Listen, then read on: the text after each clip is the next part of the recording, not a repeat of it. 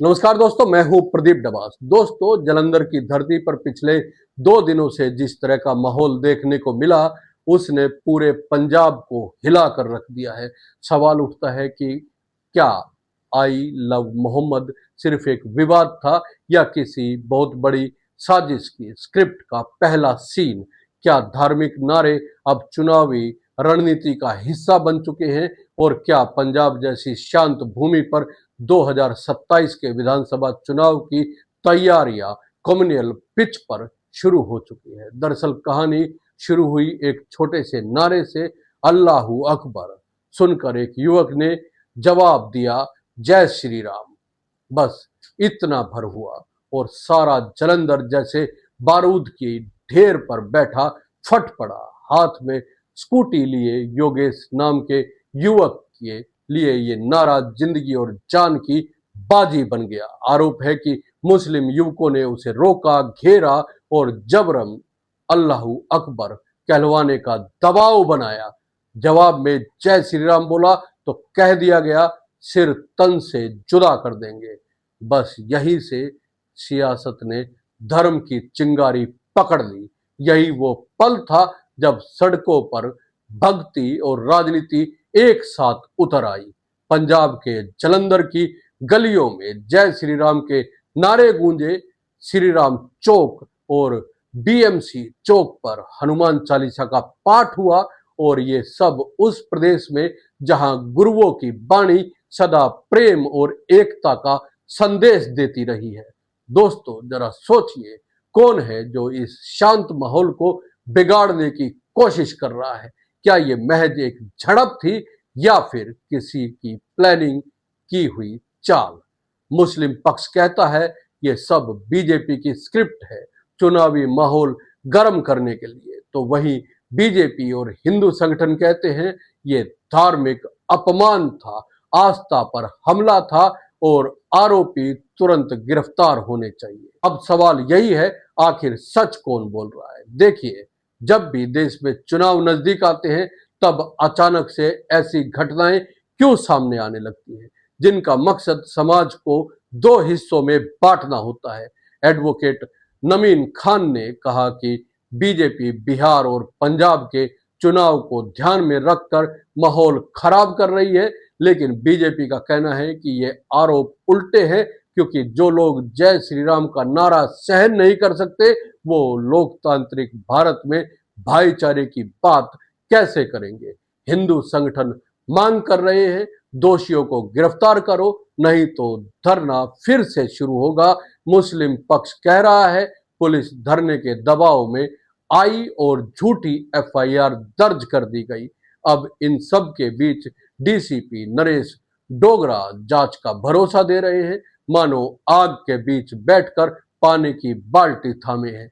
दोस्तों, हमें ये समझना होगा कि ये सिर्फ एक नारे की टक्कर नहीं है, ये उस दो देश के मनोविज्ञान की झलक है जहां अब जय श्री राम और अल्लाहू अकबर सिर्फ भक्ति के नारे नहीं बल्कि राजनीतिक हथियार बन चुके हैं।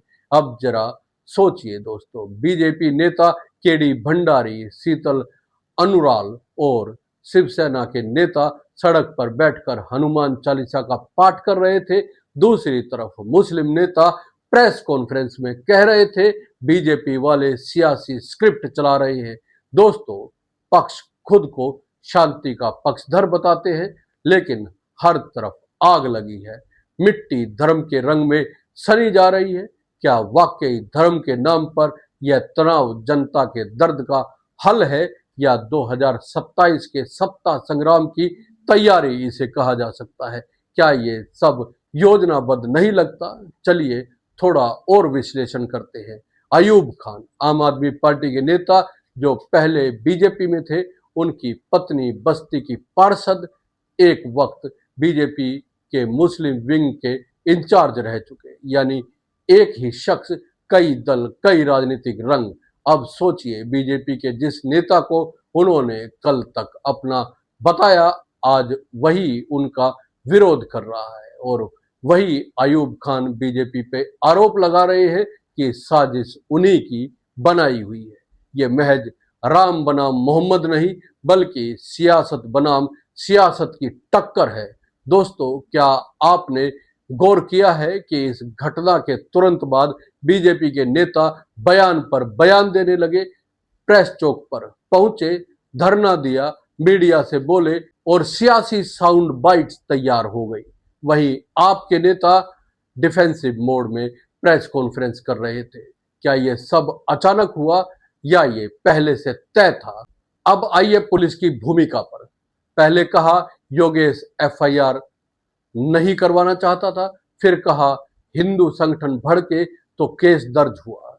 क्या पुलिस प्रशासन वास्तव में कानून के तहत काम कर रहा है या राजनीतिक दबाव में झुक गया है? अगर पुलिस तब ही कार्रवाई कर लेती जब मामला शुरू हुआ था, तो क्या धरनों की नौबत आती? क्या बीजेपी और आम आदमी पार्टी के इस टग ऑफ वार में पंजाब की कानून व्यवस्था की डोर कमजोर पड़ गई है? दोस्तों, एक पल ठहरिए और सोचिए, क्या पंजाब जैसे राज्य में जिसने अलगाववाद और दंगों का दौर देखा है, वहां दो नारे फिर से समाज को बांट सकते हैं? क्या ये आने वाले 2027 के विधानसभा चुनाव की पॉलिटिकल प्लेबुक का रीसेट बटन तो नहीं है? क्योंकि ये वही फार्मूला है, राष्ट्र बनाम धर्म, अस्मिता बनाम आस्था और चुनावी लाभ के लिए आग पर घी डालना, कभी देश के नाम पर, कभी भगवान के नाम पर, और नतीजा आम आदमी के दिल में डर और नफरत। विपक्ष बार बार पूछ रहा है, क्या बीजेपी जय श्री राम के सहारे पंजाब में अपने हिंदू वोट बैंक का विस्तार चाहती है? और बीजेपी का कहना है, क्या हमें भगवान का नाम लेने से भी अब रोका जाएगा? दोस्तों, दोनों तरफ बयानबाजी और बीच में आम जनता जो शायद सिर्फ इत्मीनान चाहती है। लेकिन अफसोस, इस वक्त सियासत का मकसद शांति नहीं, सिंबॉलिक विक्ट्री है, नारे की, नैरेटिव की, हेडलाइन की। अब सोचिए, अगर नमीन खान कह रहे हैं कि 70% लोग जो धरने पर बैठे हैं मंदिर भी नहीं जाते, तो क्या ये धर्म की आस्था पर सवाल है या सियासी कटाक्ष? क्योंकि जनता ये भी देख रही है कि जिन नेताओं ने चुनाव के वक्त तक हनुमान चालीसा के नाम तक नहीं लिए, वे अब सड़कों पर चालीसा पाठ में अगुवाई कर रहे हैं। और इसी बीच मुस्लिम पक्ष सीबीआई जांच की मांग कर रहा है। कहते हैं दूध का दूध और पानी का पानी हो जाना चाहिए। लेकिन दोस्तों, क्या वाकई सच सामने आएगा या ये मामला भी बाकी की तरह राजनीतिक दबे हुए केसेस में गुम हो जाएगा? क्या इस आग से सिर्फ नफरत की राख बचेगी या कोई सियासी फसल उगेगी?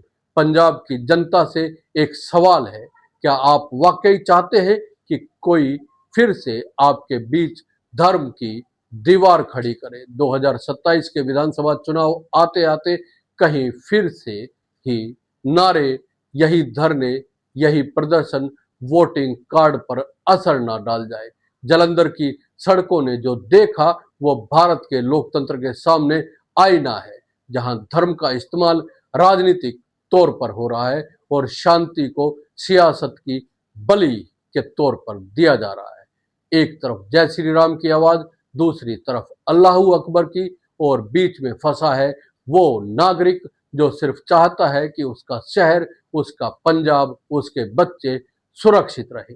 आपका क्या मानना है दोस्तों? कमेंट करके जरूर बताइएगा।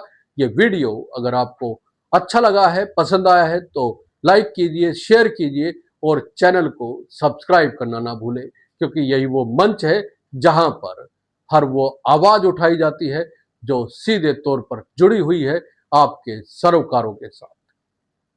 जय हिंद, नमस्कार।